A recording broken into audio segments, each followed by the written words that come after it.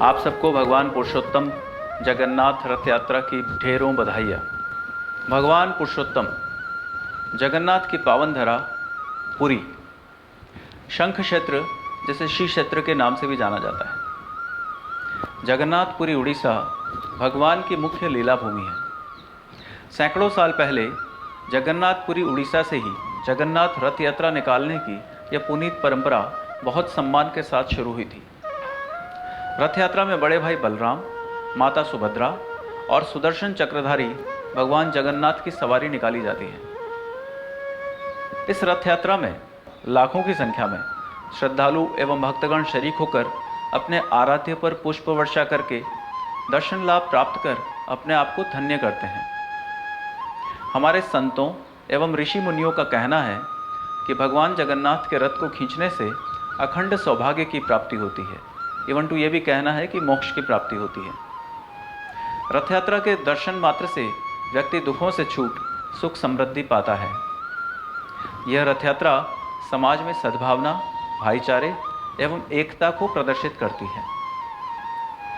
इस बार पुरी उड़ीसा और उदयपुर सहित देश भर में भगवान जगन्नाथ की रथ यात्राएं हम जैसे भक्तजनों द्वारा निकाली जा रही हैं। ऐसे पुनीत आयोजनों में पधारने वाले भगवत भक्तों और आयोजनकर्ताओं को नारायण सेवा संस्थान उदयपुर की ओर से दिल की अंतरंग गहराइयों से बहुत बहुत साधुवाद। भगवान जगन्नाथ के बारे में आप और हम सब जानते हैं, फिर भी मैं आपको कुछ बताना चाहूँगा।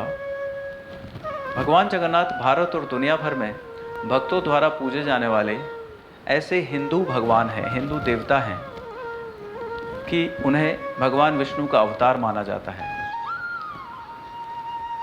कृष्ण के बड़े भाई का नाम आप और हम सब जानते हैं बलराम था और उनकी बहन का नाम सुभद्रा था।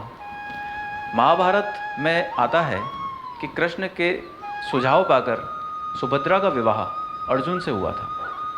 अभिमन्यु सुभद्रा और अर्जुन के पुत्र थे। सुभद्रा महाभारत के प्रमुख नायक भगवान श्री कृष्ण और बलराम की बहन थी। इनके पिता का नाम वासुदेव और माता का नाम रोहिणी था। भगवान जगन्नाथ रथ यात्रा का उद्देश्य आप और हम सब जानना चाहेंगे तो मैं बताना चाहूँगा। इस रथ यात्रा का उद्देश्य जनमानस को सनातन धर्म से जोड़ना है तथा भाईचारे और एकता का संदेश पूरे जनमानस में देना है। जगन्नाथ रथ यात्रा से संबंधित एक प्रसंग आता है। जगन्नाथ के रूप का रहस्य क्या है ये समझना होगा हमें। माता यशोदा, सुभद्रा और देवकी जी वृंदावन से द्वारका आए हुए थे। रानियों ने उनसे निवेदन किया कि उन्हें श्री कृष्ण की बाल लीलाओं के बारे में बताएं।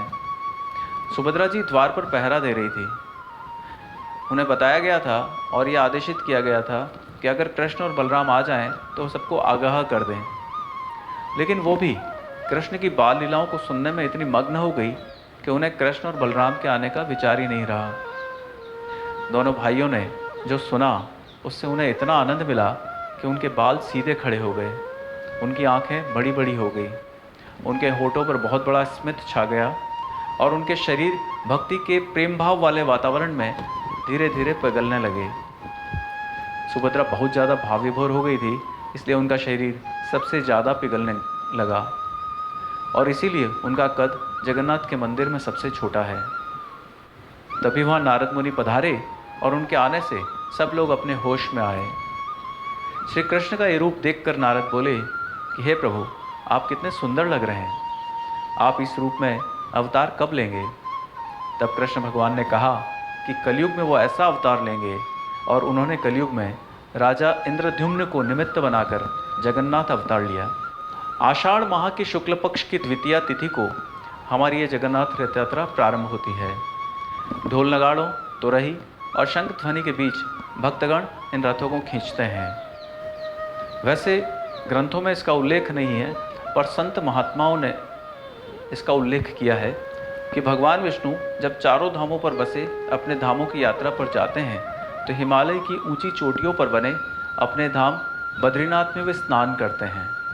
पश्चिम में गुजरात के द्वारिका में वे वस्त्र पहनते हैं, पुरी में वे भोजन ग्रहण करते हैं और दक्षिण में रामेश्वरम में जाकर विश्राम करते हैं।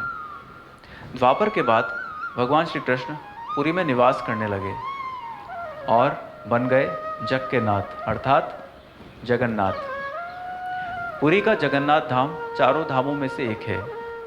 यहाँ भगवान जगन्नाथ बड़े भाई बलभद्र और बहन सुभद्रा के साथ बहुत प्रेम से विराजते हैं। धर्म की ध्वजा को जन जन में पहुँचाने वाले मानव सेवा के इस संदेश को आप और हम सब पुष्ट करें, जगन्नाथ रथ यात्रा में शरीक हों और पूरे मनोभाव से, तन मन और वचनों से भगवान जगन्नाथ की पूजा करें, उनसे प्रार्थना करें, सुख समृद्धि की कामना करें। पूरे विश्व में जितने भी दुखी, दीनहीन, असहाय लोग हैं, उनके स्वस्थ होने की कामना करें। पुनः जगन्नाथ रथ यात्रा की आप सबको अनेक अनेक शुभकामनाएं। जय जगन्नाथ। आपको प्रणाम।